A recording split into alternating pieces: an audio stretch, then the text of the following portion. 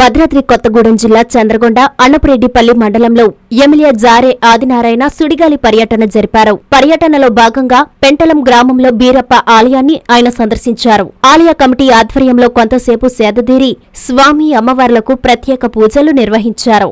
అనంతరం మండలంలోని దళితవాడ గ్రామాలకు ఎస్సీ సబ్ప్లాన్ ద్వారా కాంగ్రెస్ ప్రభుత్వం మంజూరు చేసిన సీసీ రోడ్లు పనులకు ఎమ్మెల్యే శంకుస్థాపన చేశారు. ఈ సందర్భంగా ఎమ్మెల్యే మాట్లాడుతూ, ఆనాడు కాంగ్రెస్ ప్రభుత్వం ఏర్పడితే మార్పు వస్తుందన్న నమ్మకంతో దళితులు నాకు ఓటు వేసి గెలిపించినందుకు వారికి తప్పక న్యాయం చేస్తానని హామీ ఇచ్చారు. ప్రారంభించిన పనులన్నింటినీ సకాలంలో పూర్తి చేయాలని అధికారుల్ని ఆదేశించడం జరిగిందన్నారు.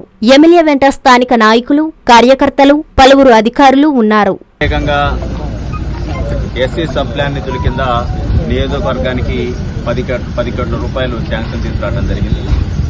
ఎక్కడైతే దళిత వాడలు ఉన్నాయో దళిత వాడలకు సంబంధించినటువంటి ఎక్కడైతే రోడ్డు అవసరం ఉందో ఆ రోడ్డుకు సంబంధించిన 100% ఎక్కడైతే దళిత వాడలు ఉన్నాయో వాటికి ఈ మండలానికి సంబంధించింది 1,69,50,50,000 రూపాయలతో ఈరోజు ఈ మండలానికి ఎస్సీ సబ్ ప్లాన్ ద్వారా తీసుకురావడం.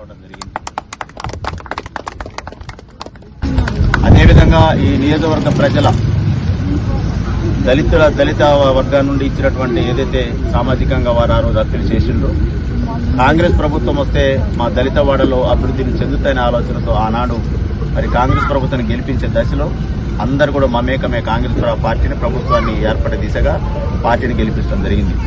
దానిలో భాగంగా ఇచ్చినటువంటి మాట ప్రకారంగా ఈ నియోజకవర్గానికి నాకు ఇచ్చినట్టు మొదటి అవకాశంగా నేను ఎస్సీ సబ్ ప్లాన్ కింద 10 కోట్ల రూపాయలు తీసుకురావడం జరిగింది. దానిలో భాగంగా ఈరోజు అన్నపురెడ్డిపల్లి హెడ్కోటర్లో 1,69,50,000 రూపాయలతో ఈరోజు నేను శంకుస్థాపన చేస్తా ఉన్నాను. ఇది ఈ నెల 31వ తారీఖు లోపల పూర్తి చేయాలని చెప్పేసి అధికారులకు ఆదేశాలు జారీ చేస్తా ఉన్నా. వచ్చే నెల 1 నుండి 5వ తారీఖు లోపల ఇవన్నీ కూడా ప్రారంభోత్సవ కార్యక్రమం చేపట్టబోతా ఉన్నా. ఈరోజు చంద్రగొండ మండలంలో ఎస్సీ సబ్ ప్లాన్ నిధులు మంజూరికి గాను ఈరోజు సీసీ రోడ్ల యొక్క ఈరోజు ఈ మండలంలో చంద్రగొండ గ్రామానికి సంబంధించింది 17 రోడ్లకు గాను 82 లక్షల రూపాయలు.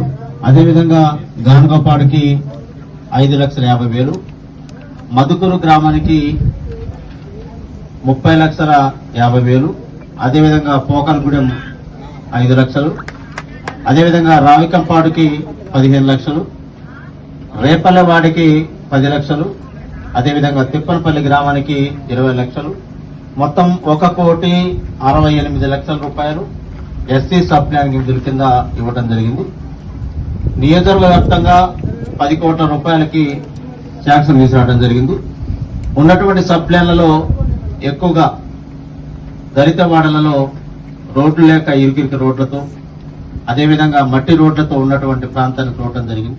13 సంవత్సరాల జూనియర్ కాలేజ్ ప్రయాణంలో విశ్వసాయి మరో మైలురాయి. విశ్వసాయి జూనియర్ కాలేజ్ వారి మరో నూతన బ్రాంచ్ రమేష్ రెడ్డి నగర్ నందు 2024-25 అకాడమిక్ సంవత్సరం నుంచి ప్రారంభమవుటకు సిద్ధంగా ఉంది. అన్నమయ్య సర్కిల్, టోనోస్పీట్, ధనలక్ష్మీపురం ఇలా నెల్లూరు నలుమూలలా ఇంతకు ముందే బ్రాంచీలు కలిగిన విశ్వసాయి జూనియర్ కాలేజ్ ఇప్పుడు మరో నూతన బ్రాంచ్ రమేష్ రెడ్డి నగర్ లో కేవలం 13 సంవత్సరాల వ్యవధిలో అనేక బ్రాంచ్లు స్థాపించడమే కాకుండా 1000కి పైగా మెడికల్ సీట్లు, మరెన్నో ఐఐటి, ఎన్ఐటి సీట్లు ప్రతి సంవత్సరం పొందుతూ ఎప్పటికప్పుడు పిల్లల భవిష్యత్తుని, తల్లిదండ్రుల నమ్మకాన్ని నిలబెడుతూ ఉన్న విద్యా సంస్థ విశ్వసాయి జూనియర్ కాలేజెస్, నెల్లూరు, తిరుపతి.